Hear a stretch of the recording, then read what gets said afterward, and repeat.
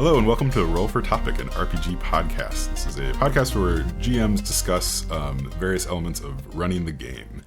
So let's do some quick introductions. My name is Chris Salzman. And I'm Andy Rao. And Andy, what exactly are we going to do first here?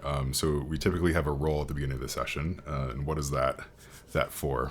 Yeah, so what we do in the show, Chris, if you weren't aware, is we roll a d10 and we look on a chart to find out exactly what topic we'll be discussing. I have a chart in front of me labeled numbered 1 through 10, and you're going to roll a d10, and that's going to determine what we talk about. Okay, cool. All right, so I'm going to roll that right now. Good solid roll. Ooh, I got a 10. A 10. Okay.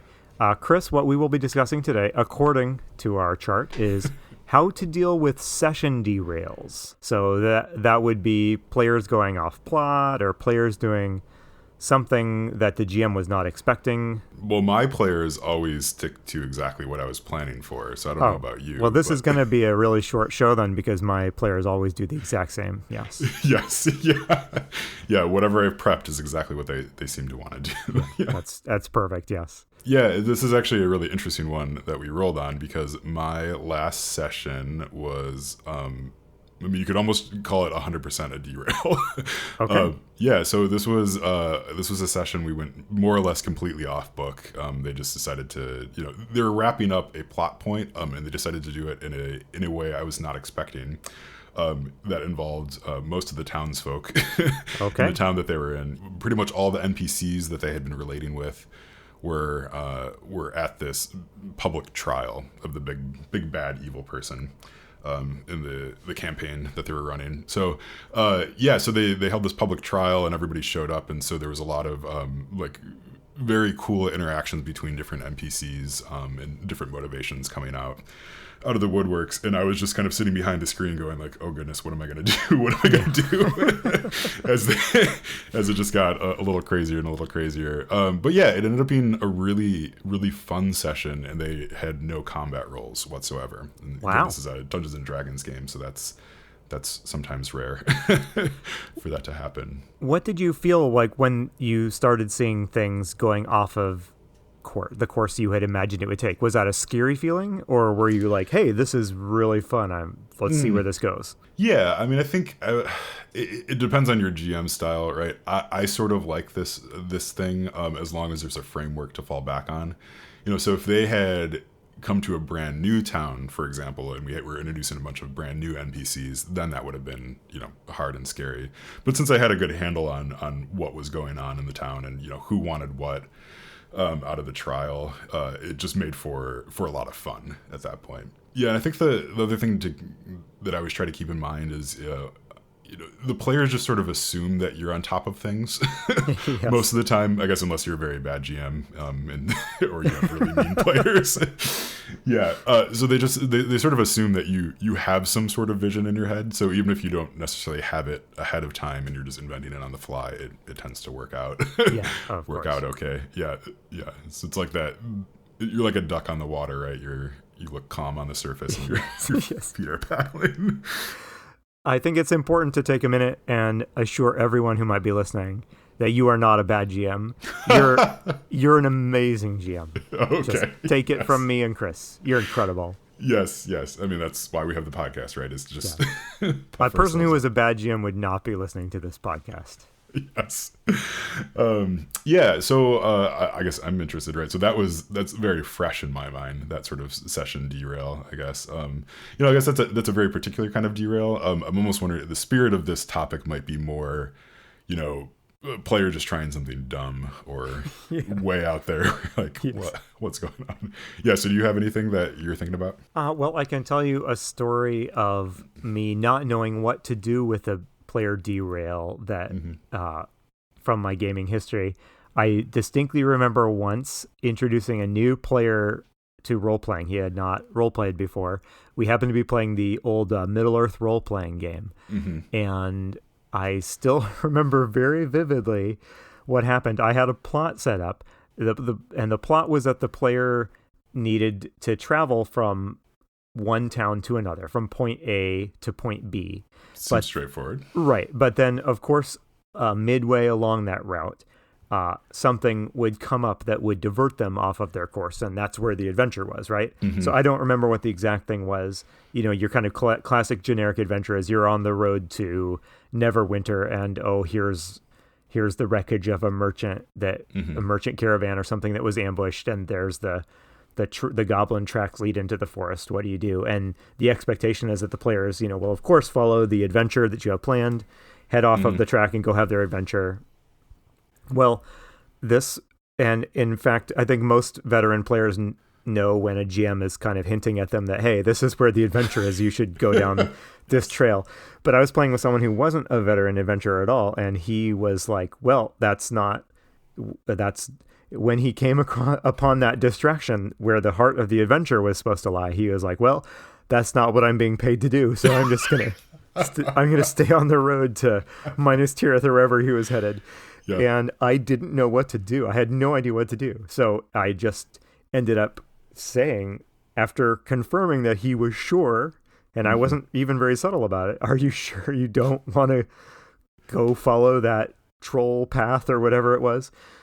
I ended up just saying, well, that's the adventure you get, that was it. And I never played in a role-playing game with him again. And to my knowledge, he has never played another RPG. So yeah, well, because he tried it that one time and it wasn't very fun. That's right. It genuinely was not very fun for anyone.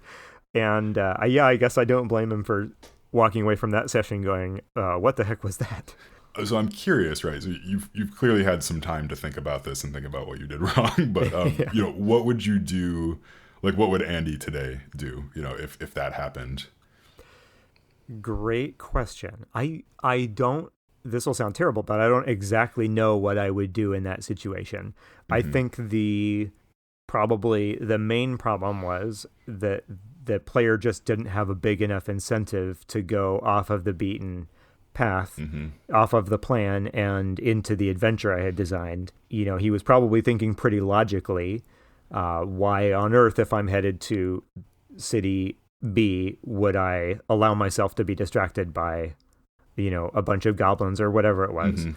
So I think what I would do now is just make sure that if I am hoping to lure players off of the path they were expecting to be on, just to make sure that that lure has a strong enough hook in either personalities of the player characters or by some other means, that there's a good chance that in fact they will be tempted to go follow the adventure path. Yeah, that makes a lot of sense. Yeah, I mean, like that's D&D starter set, for 5e, right? That's sort of the beginning part of the adventure is you're traveling from one place to another and you run across the wreckage of an ambush. Yeah. Right. But you recognize parts of that ambush as, someone that you knew. Right. Yeah. So in that way, like if it was just some sort of random cart that was overturned, it'd be pretty easy to just sidestep it and keep going. Absolutely. Your adventure. I'm wondering about the, kind of a subset of this question is, I think like a player just sort of like killing the momentum. Yeah. Totally. Like, have you ever had that happen where it's just, like a player just gets really interested in something that just does not have anything to do with what the rest of the party wants? Definitely. Yeah. And it happens in all sorts of different ways, right?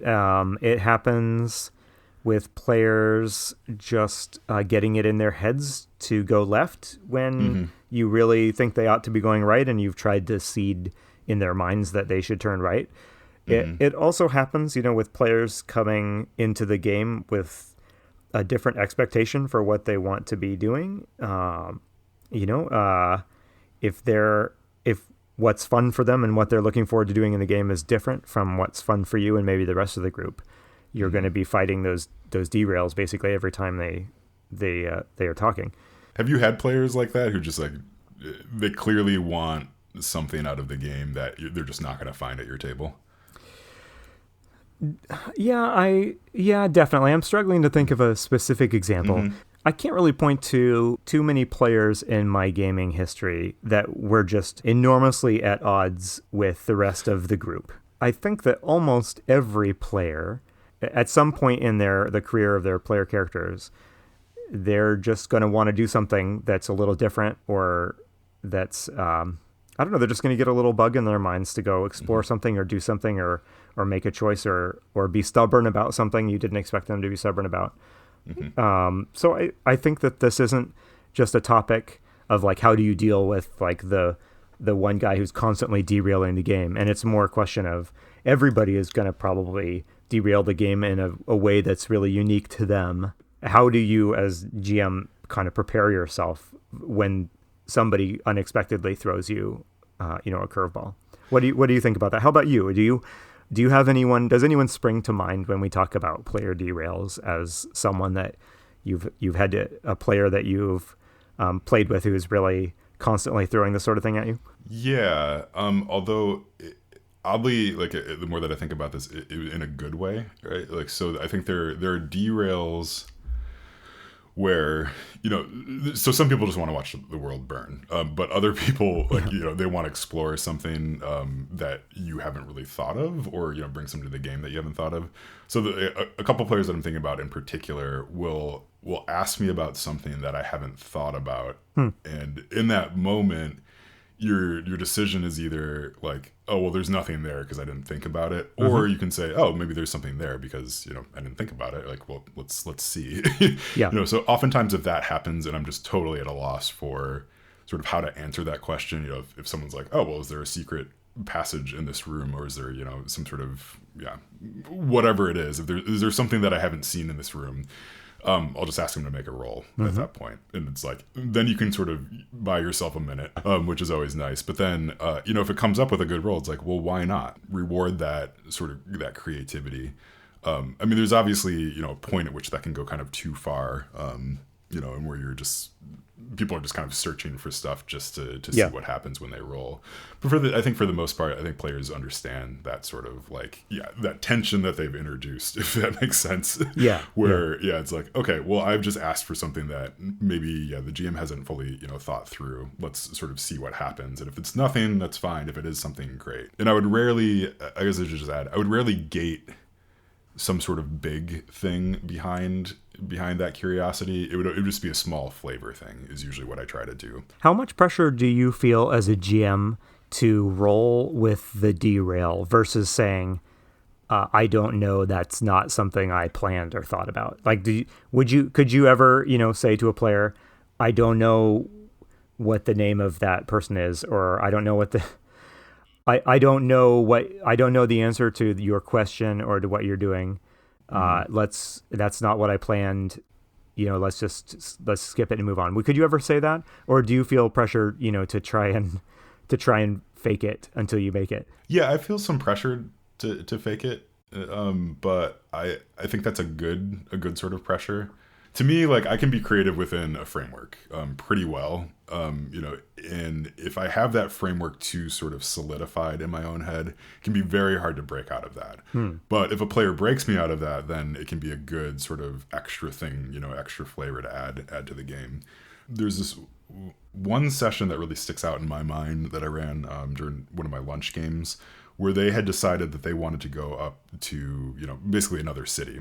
So they wanted to sort of stop exactly what they were supposed to be doing and go do something that was totally separate from what they were doing. And I was a little scared. I was like, well, if you do that, like, we're going to introduce this whole new city, and like, this is just getting so off the beaten path from what you're trying to do. But what I ended up doing was I gave them a choice in the game, because they were trying to clear out a goblin stronghold, essentially is what they were supposed to be doing. While they were on the road, sort of up to the other city, I had some goblins kind of show up off in the distance. So then it's like, then it was their decision. It's like, if you want to keep going down this path, sure, we'll figure it out. But also, like, I'm reminding you very specifically of this thing you're supposed to be doing. This thing that you're saying no to right now. Like, thankfully, they took the bait, if you will, and went up towards the goblins, and things went off from there. But yeah, it was an interesting moment, because like, that was something that's of course not written in the adventure, for what to do if they decide that they're not going to go to the goblin stronghold. So I did think a little bit on my feet, and it ended up being a really interesting combat encounter too.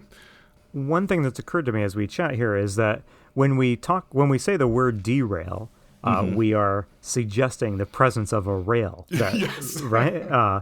And I know gamers have lots of different feelings about, kind of railroading as a thing in adventures. So where on a scale between on the one hand, you have a very tightly defined plot that you are expecting and the players to go through, and that you plan to kind of nudge them along to reach foreordained, conclusion or plot points. If that's on one end of the spectrum, and on the other end of the spectrum is there is no story.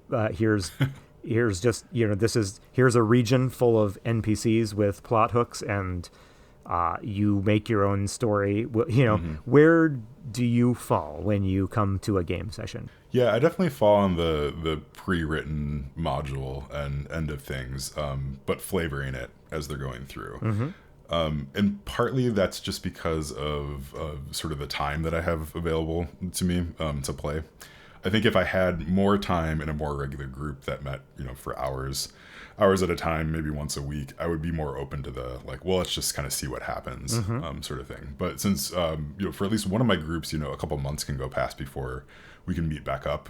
It's very valuable to have everything sort of written down by someone else who's thought through sort of the whole thing. Because otherwise, you come back to the session, it's like, well, okay, what's my character's name first of all, and then right, what, what were we doing? And then if you have a module, you can kind of jump back into it and say, okay, well, we're roughly here, and let's just, if you've forgotten the stuff, I can just look it up. It sort of puts more burden, I think, on the GM for holding the state of the world in their head if you're doing pure homebrew, 100% homebrew.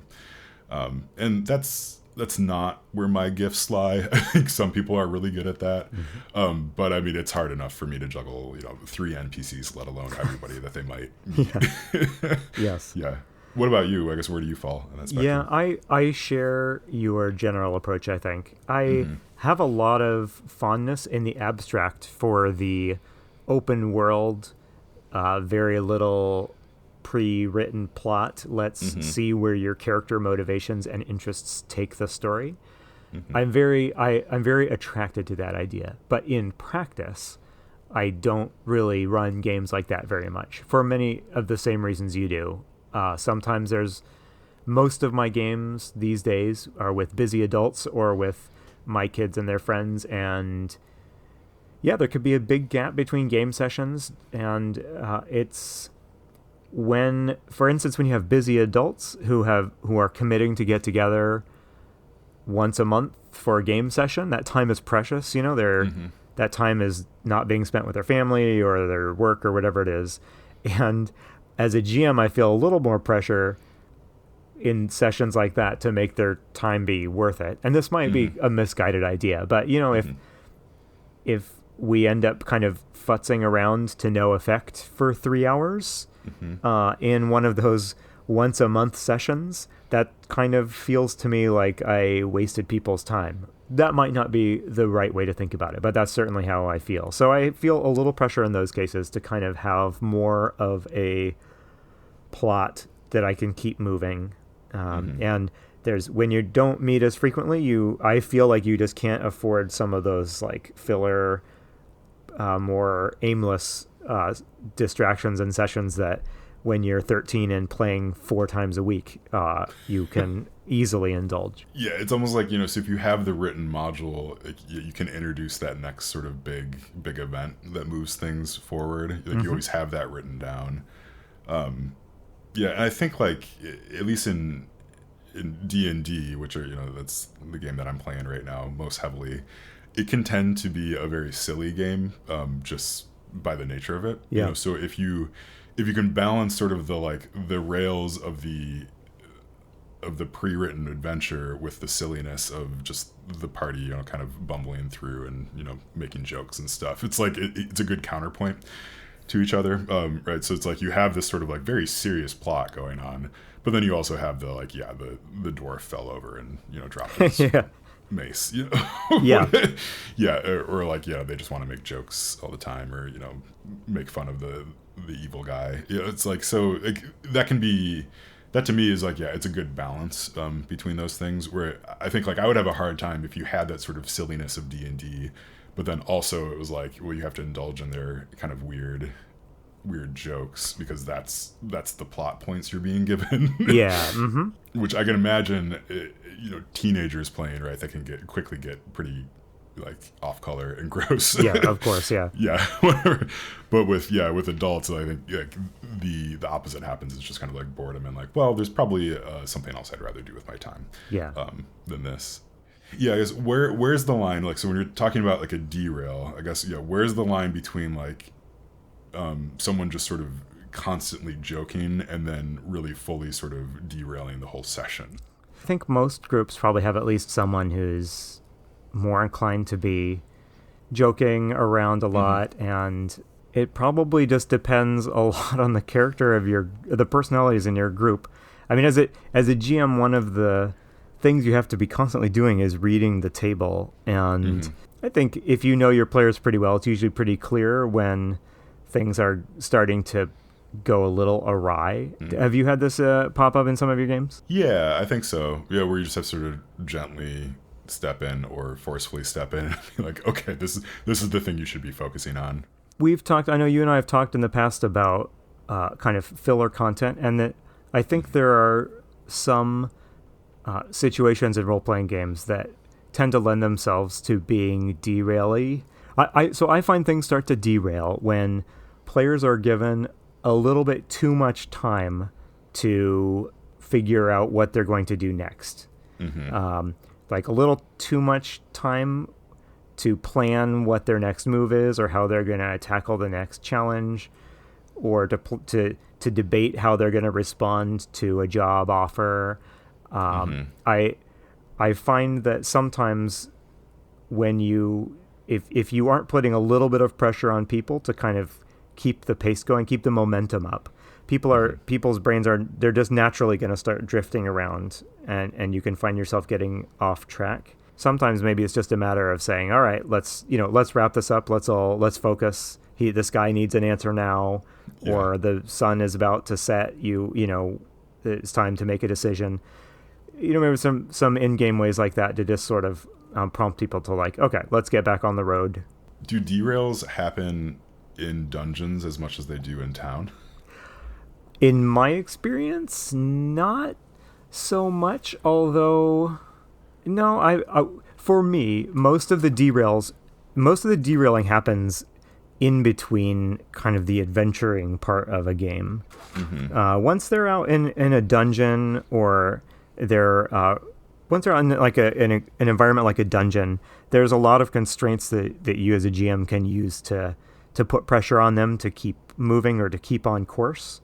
It's those more open-ended things, like when they're interacting with NPCs around town, or they're going shopping, or they're hanging out at the inn after their adventure. It's those times like that where there's just less inherent structure in the scene that I think you're more likely to have people start getting it in their minds to do something that you weren't planning on them doing. It's tough because like the character work part of the game, that tends to happen, at least in my experience, in towns, or when it is a little bit more downtime. So it's like you want to have some of that, but then the adventuring part, it's a little bit harder to have, a heart-to-heart conversation between two players. About whatever they need to talk about. But that has me wondering about introducing some of that into dungeons a bit more. If there's a way to do that. Yeah, or even just within town, like giving some harder limits about what's ahead of them, rather than it just being totally open. Like you're in town, here are your tasks, like we're going to kind of rapid fire take care of them, or the town's on fire, like you only have a certain amount of time. Yes, absolutely. Or something's happening, like the town guards or the King's Guard is coming down south, so you have one day to prepare. Right. What you're going to do in that one day. Because then you can still have some of that ability to sit down and talk, but then there's also some, like, you got to keep moving. Absolutely. Sometimes a derail is the player's way of telling you the kind of game they'd rather be playing than the one they're playing right now. Yeah. I could probably come up with a good number of examples here, but one area in which derails can be kind of dangerous is I've run a lot of Call of Cthulhu in my gaming life, and that's a more of an investigative game where players are looking for clues and trying to unravel mysteries. And in games like that, it's not too hard for players to follow red herrings or to think that some random NPC you don't even have a name for is the villain they need to, that's certainly happened.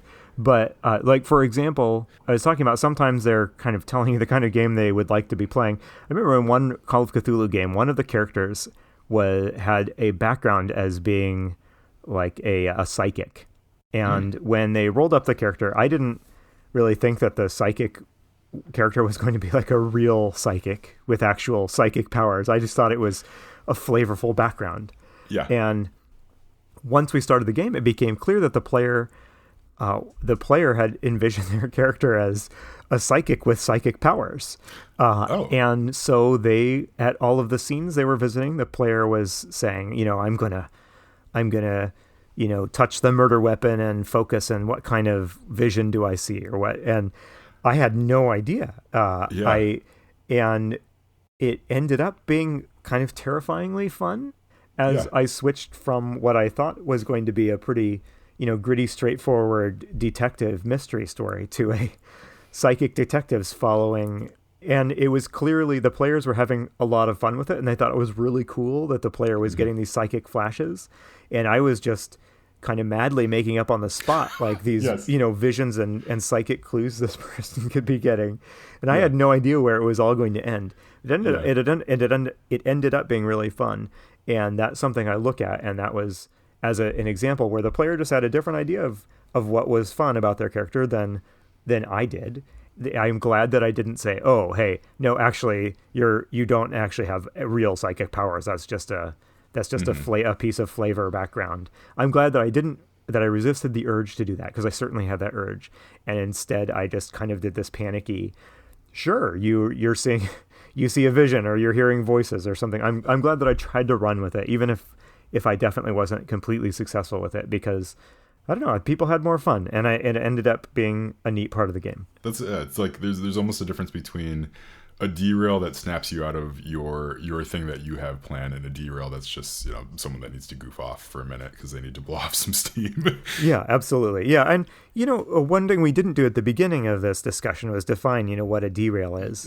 Because there's all kinds of derails, right? There's derails because somebody won't stop cracking jokes in your serious horror game, and there's derails because the players just make an in-game decision that throws away a huge amount of the planning that you've done.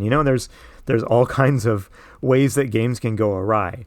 And so maybe this conversation is at risk of getting a little too broad, but yes. Yeah. It's like, so derails can be good for the GM.